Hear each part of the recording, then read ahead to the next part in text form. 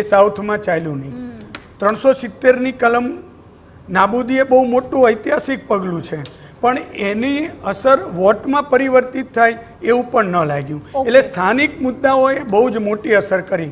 અને આ વખતે જે રીતે વાયનાડમાં ઉમેદવારી નોંધાવ્યા પછી ફરી બીજી બેઠક પર પણ રાહુલ ગાંધીએ ઉમેદવારી કરી, એટલા માટે કે એક આખું મોરલ બૂસ્ટ મળે કોંગ્રેસના નેતાઓને અને એની અસર ત્યાં પણ થાય. અમરેલીમાં જેરીબેન પાછળ ચાલી રહ્યા છે.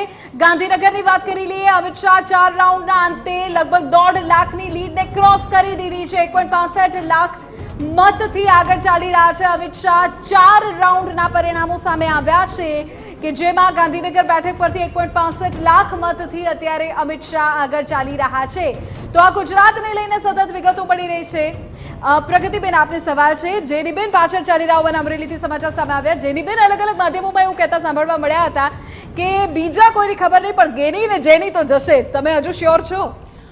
ચોક્કસથી હું શ્યોર છું, કેમ કે જેનીબેને જે રીતે ગામડાઓમાં જઈ અને લોકોની સાથે મળી અને જે કેમ્પેનિંગ કર્યું હતું, અને ત્યાં આપણે જોયું છે કે ભારતીય જનતા પાર્ટીનો પણ આંતરિક વિવાદ બહુ જ બહાર આવેલો હતો. ત્યાં અંદરોઅંદરના ઝઘડાઓ પણ બહાર આવ્યા હતા.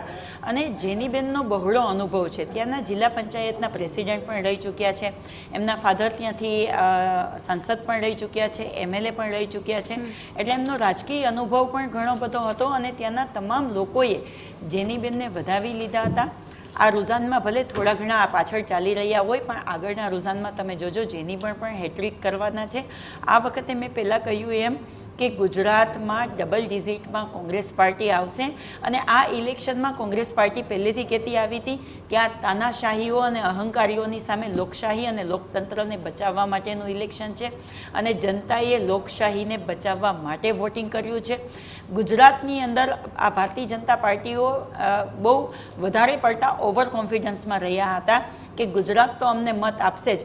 તમે જુઓ તો ગુજરાતમાં આપણને ગેસનો બાટલો 1100 રૂપિયામાં મળી રહ્યો છે, પણ બાજુના જ રાજ્યમાં જ્યાં જીત્યા છે ભારતીય જનતા પાર્ટી, એ 400 રૂપિયામાં ગેસનો બાટલો આપે. તો ચોક્કસથી લોકો સમજી શકે છે કે ગુજરાતમાં આવી અને પ્રધાનમંત્રીજી એવા ભાષણો કરીને જાય કે તમારા ઘરમાં 2 ભેંસ હશે તો 1 ભેંસ કોંગ્રેસ લઈ જશે, તમારું મંગલસૂત્ર કોંગ્રેસ લઈ જશે.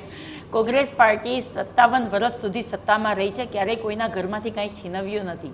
કોંગ્રેસે કાયમી આપવાનું કામ કર્યું છે. એ ગરીબ